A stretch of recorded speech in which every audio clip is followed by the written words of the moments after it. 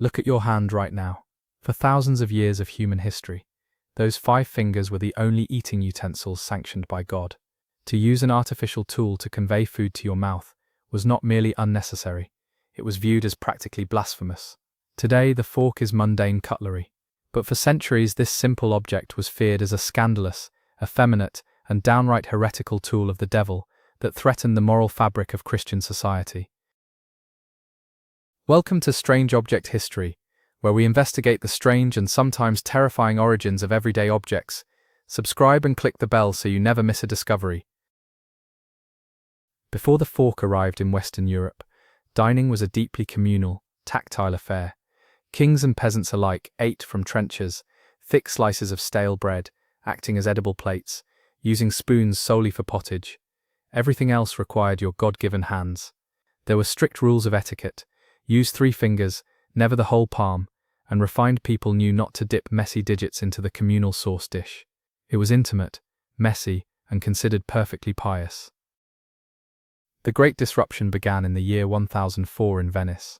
A Byzantine Greek princess, Maria Argyropoulina, arrived to wed the Doge's son. She brought with her the exotic, hyper-refined customs of Constantinople. At her wedding feast, she shocked the rough Venetian nobility. Instead of using her fingers, she pulled out a small, 2-pronged golden instrument to gingerly lift pieces of food to her mouth. The banquet hall gasped at the sheer audacity of the gesture. The church hierarchy was immediately repulsed by this novelty. This was not just a strange new habit from the East, it was viewed as a profound moral failing. St. Peter Damian, a prominent hermit and later cardinal, penned a scathing condemnation. He argued that God in his wisdom had provided natural forks, our fingers for eating. To replace them with artificial metal talons was a direct, arrogant insult to the Creator's divine design. Tragically, Princess Maria died shortly after the wedding from a terrible plague. For Peter Damian and the church authorities, this was not misfortune, it was divine retribution. Her agonizing death was interpreted as God's swift judgment for her vanity and her use of the devil's tines. This grim interpretation terrified the populace and effectively halted the spread of the fork throughout Europe for nearly 500 years. The fork remained common in the Byzantine East, but Western Europe stubbornly resisted. The divide was cultural as much as religious. The West viewed Eastern refinement as soft and decadent.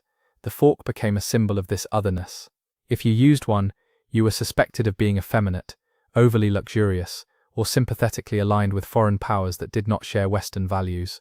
It was a tool for those too weak to touch their own meat. It took centuries for the fork to gain a toehold in Italy, its first European entry point.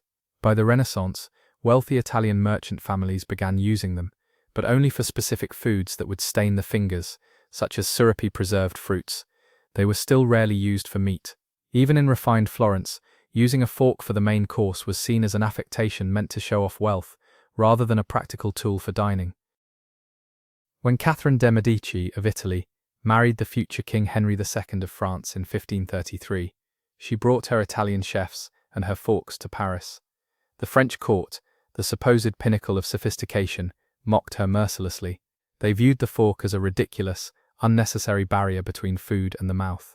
The French nobility prided themselves on their skilled use of the knife and fingers, viewing Catherine's utensils as a sign of Italian weakness. There was a distinct element of toxic masculinity in the anti-fork movement.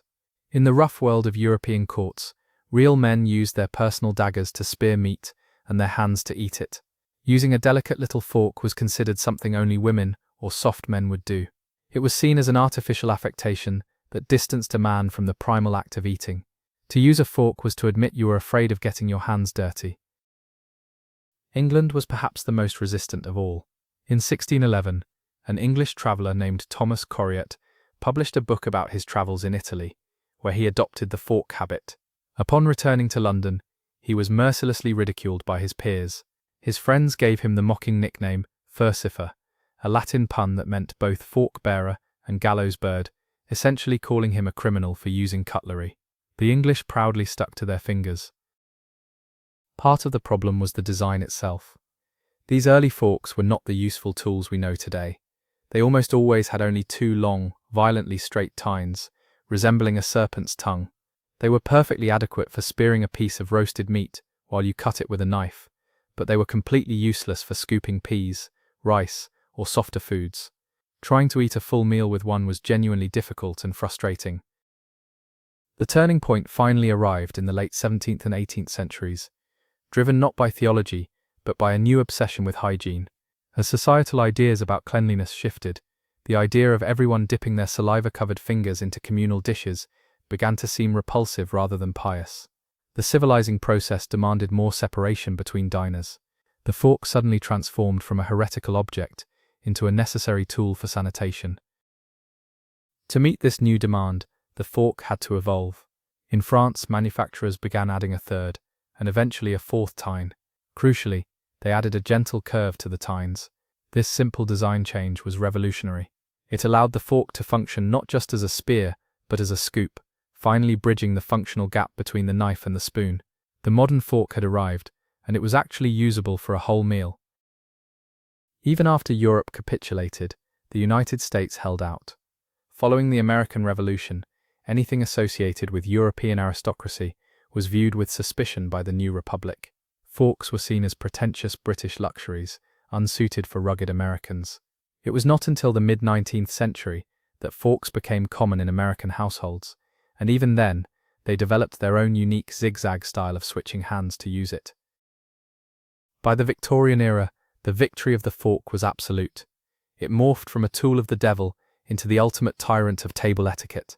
The Victorians became obsessed with specialized silverware. A simple dinner could require a dozen different forks: oyster forks, pastry forks, fish forks, salad forks, and berry forks. Not knowing which fork to use for which course became a new source of social terror, replacing the old fear of heresy. It took nearly a millennium for Western society to get over its deep-seated fear of the fork. What began as an object that horrified priests and was blamed for a princess's death became the defining symbol of civilized dining behavior. It is a potent reminder of how arbitrary our social norms are, and how desperately society will fight against a new technology that disrupts established traditions, even one as simple as a piece of metal with 4 tines. The story of the fork makes you wonder what objects we use today that future generations will find absolutely baffling or barbaric. What current everyday item do you think history will judge us most harshly for using, just as they judged the fork? Let us know your theories down in the comments. Now that you know the real story, you'll never look at this the same way again. But there is always more to discover. Subscribe and ring the bell to keep learning, and I'll see you in the next one.